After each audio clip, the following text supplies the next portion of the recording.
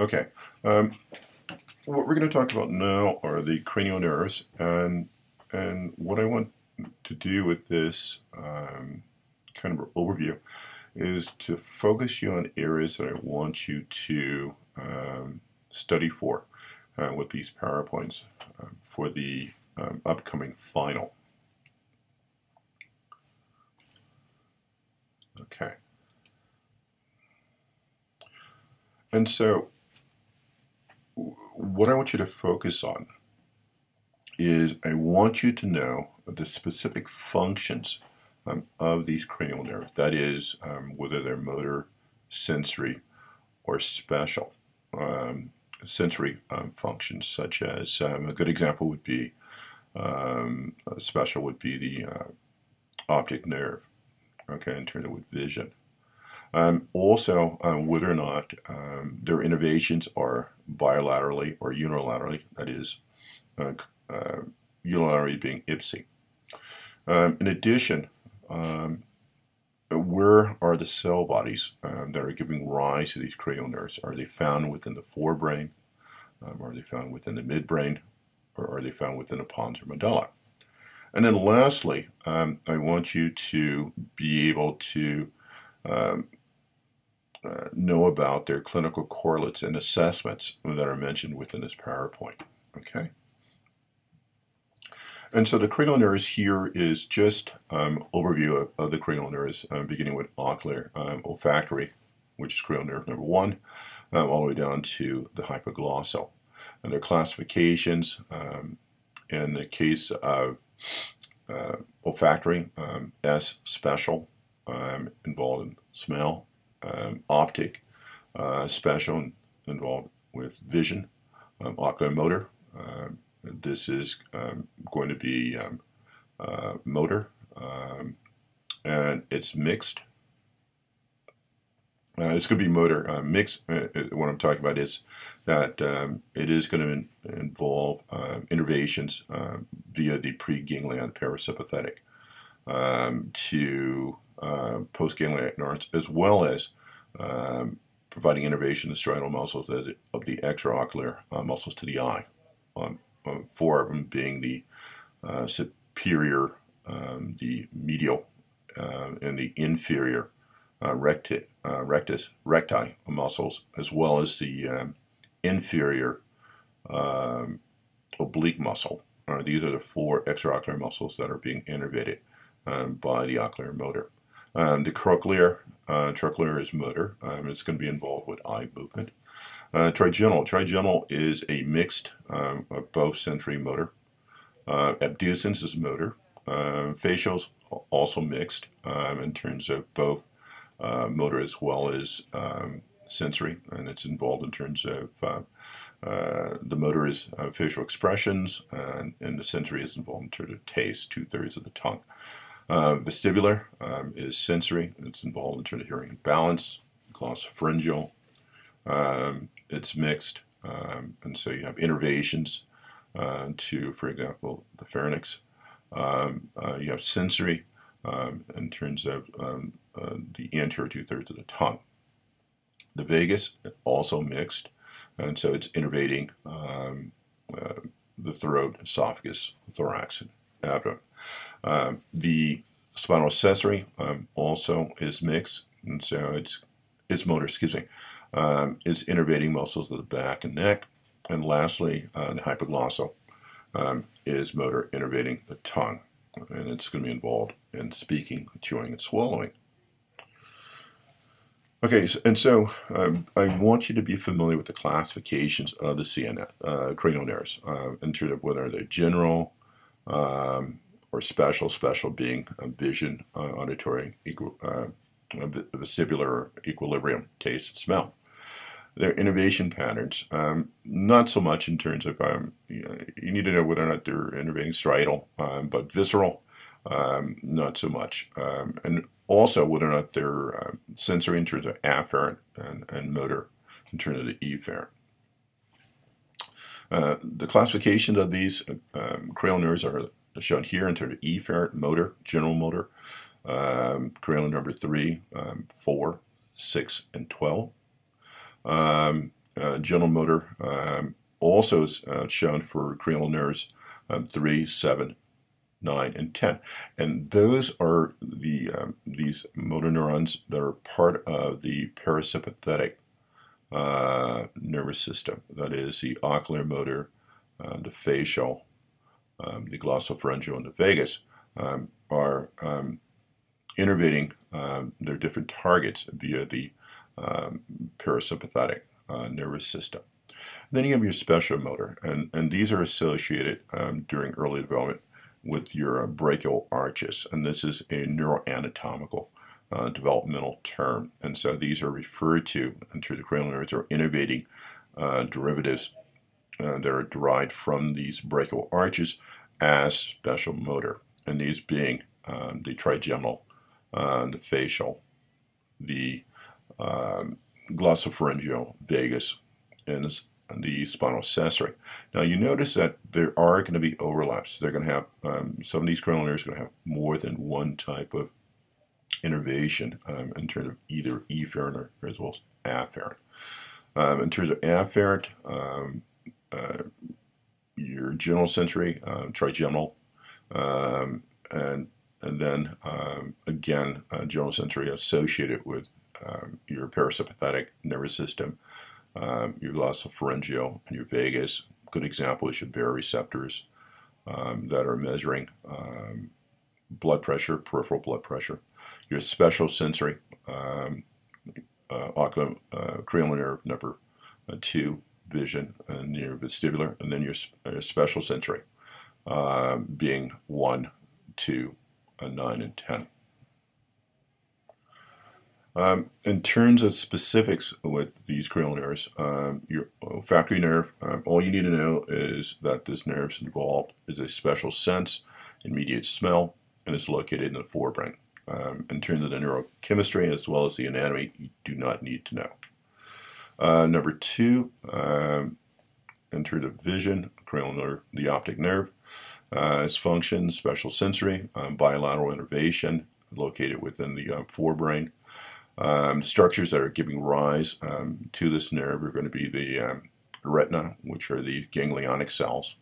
And then from these ganglionic cells, you have the optic nerve, and then the optic nerve following the optic chiasm, the crossing of some of these optic nerve fibers becomes the optic tract. They're going to project to part of the thalamus called the lateral geniculate. The lateral geniculate is then going to give rise to the optic radiata, which is going to project to the visual cortex, which is found in the occipital lobe. To the clinical correlates you can see here, and so these are some of the clinical correlates I want you to be familiar with. An example would be the monocular blindness, okay, and so this is associated with cranial nerve number 2. Oculomotor, this is going to be involved in terms of eye movement. So it has, in terms of function, general function are shown here, where the nuclei are located is the upper midbrain. The clinical correlates is you can have lesions involving the oculomotor nerve or the nuclei. And what you'll see in the individual is ptosis, that is that the upper eyelid will droop because the oculomotor innervates the muscle to the eyelid that is involved in terms of raising the eyelid. Also, the person will complain of double vision or diplopia, as well as other things that are listed here. Okay, and this kind of shows where the oculomotor nerve is coming from, and so here what you're seeing is these tracts right here belong to the cerebral peduncle, which are coming from the motor cortex.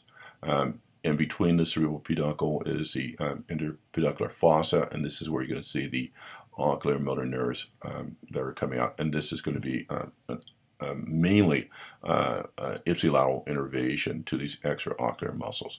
Some will cross, but mainly this is the ipsilateral projection. The trochlear is interesting. The trochlear is the only cranial nerve that this nuclei starts on the contralateral side, and then it projects to the fibers will project to the contralateral side and innervate the contralateral superior oblique muscle. Okay, so it's the only one that's going to have a true crossing as a trochlear. And so it's going to be involved in terms of eye movement. In terms of paralysis of the superior oblique muscle, you're going to get double vision and difficulty in terms of looking downward and outward. And so here you see the trochlear coming from the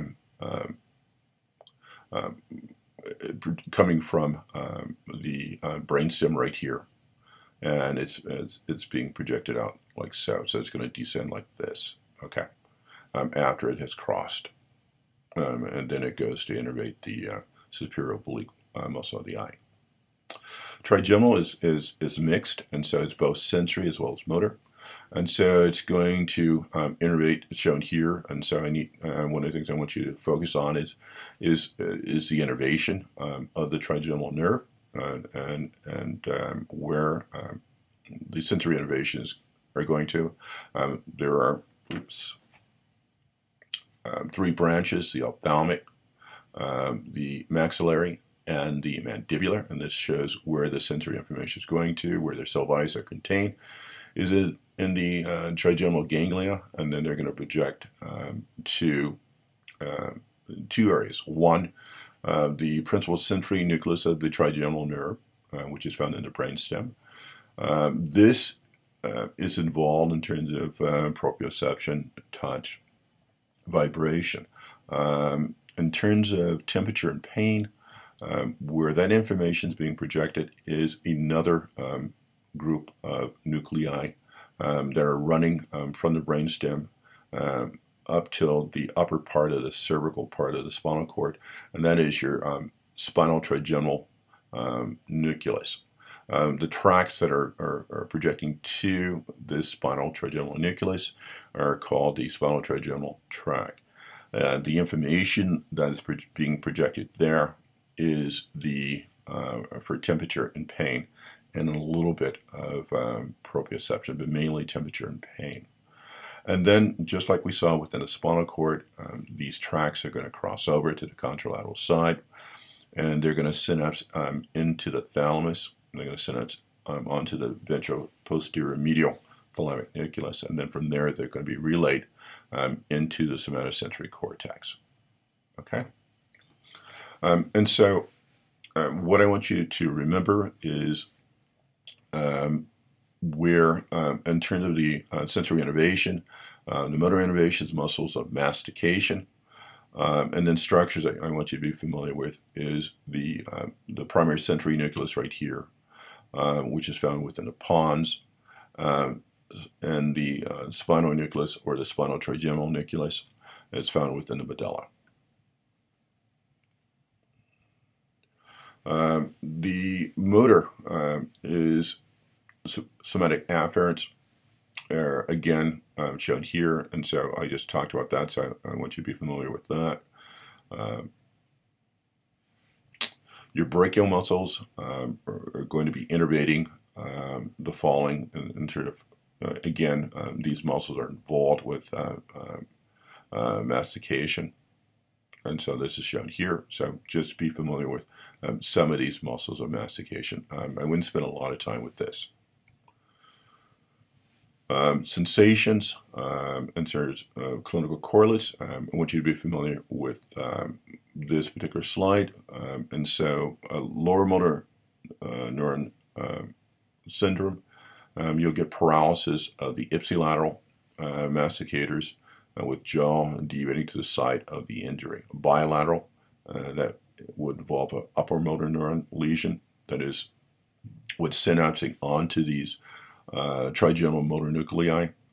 Those are undergoing some kind of damage or injury. And so what you'll see here is a bilateral jaw paralysis, because there's a bilateral innervation.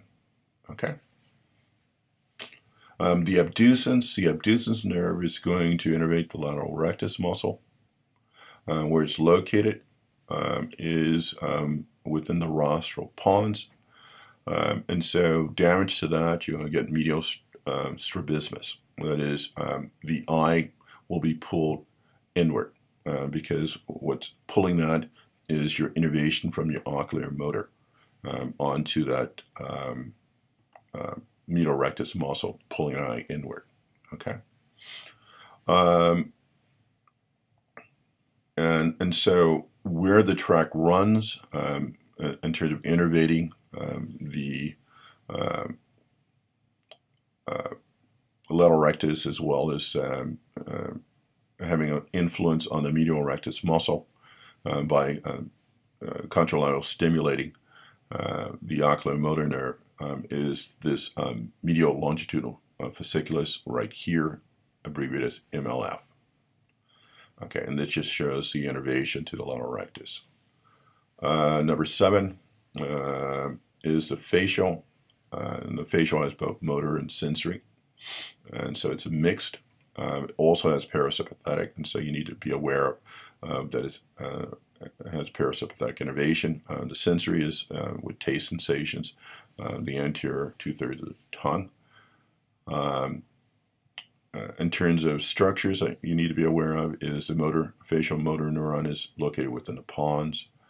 The superior salivary nucleus, which is going to be part of this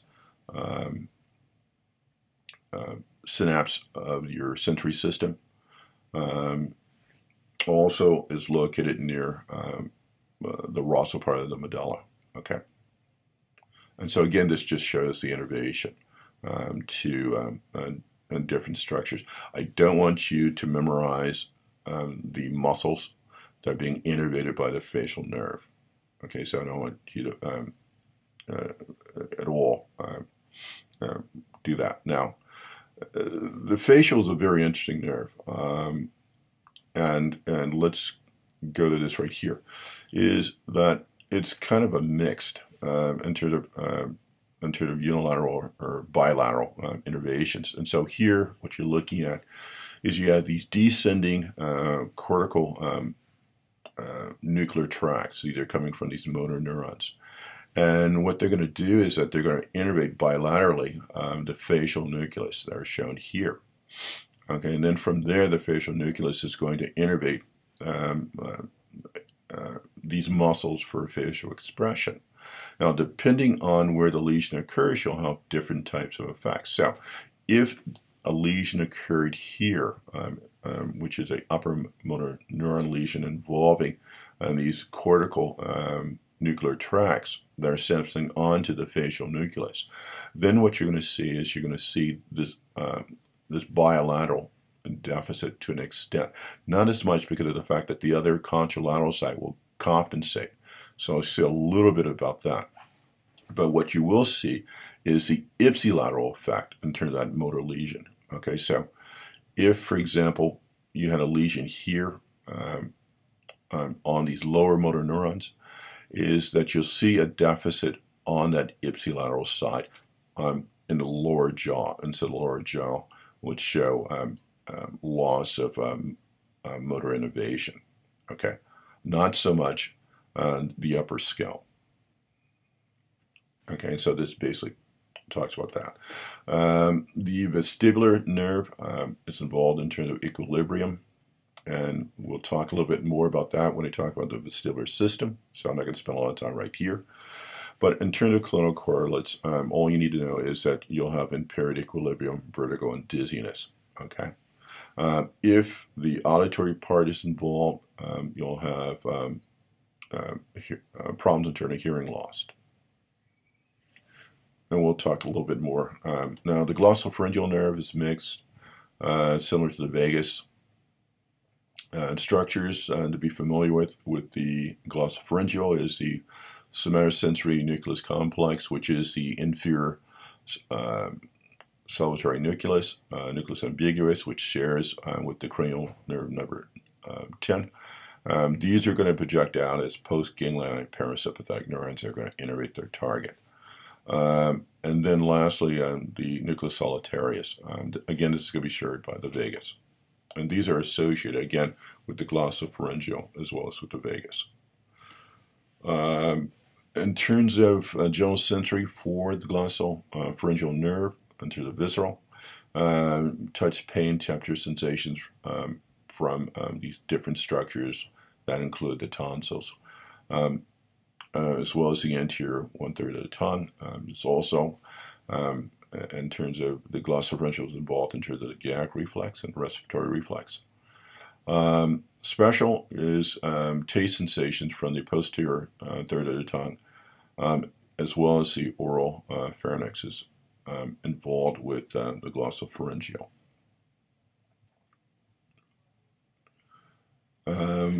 Again, you need to know a little bit about the clinical correlates associated with damage to the glossopharyngeal nerve, which is shown here. The vagus, 90% is sensory, 10% is motor. You need to know these motor nuclei that are associated with the vagus. This is again shared with the glossopharyngeal into the nucleus ambiguus and nucleus solitarius. And then important things for you to know about the vagus is the pharyngeal innervation by the vagus, the superior laryngeal innervation by the vagus, and the motor as well as sensory innervation to these different structures that are shown here. Again, want you to be familiar with the recurrent laryngeal, which exits the vagus. It's lower, in other words, accent is lower than the larynx, and where the sensory is going to supply. Okay, so I need you to be aware of that. So this diagram shows where the vagus is doing the innervation. Clinical correlates, and so this is also important for you to be aware of. And so this kind of just goes over the clinical correlates associated with the vagus. The spinal sensory nerve, this is involved in terms of head rotation and shoulder elevation.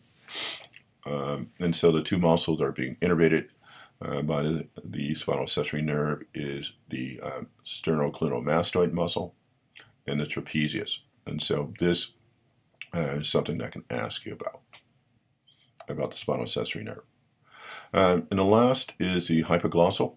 The hypoglossal is going to innervate the tongue, and where the hypoglossal nucleus is located is within the medulla. And so I'm not going to specifically ask you about the extrinsic muscles being innervated by the hypoglossal other than it innervates the tongue. Okay, and that if there is a injury to the hypoglossal, the individual will deviate to the side of the lesion, and so that I will ask, but I don't want you to spend a lot of time knowing the exact muscles being innervated by the hypoglossal, that is the tongue muscles. And so again, this last thing, what you'll see, individuals that are suffering from damage to the hypoglossal nerve, into the ipsilateral paralysis, things like that. This I need you to be aware of, into what you would expect a person that has damage to the hypoglossal nerve will show. Okay, and so here this just shows the hypoglossal nerve coming out near the sulcus, where the pyramid is located, right here on top of the ventral surface of the medulla. And with that, we'll stop.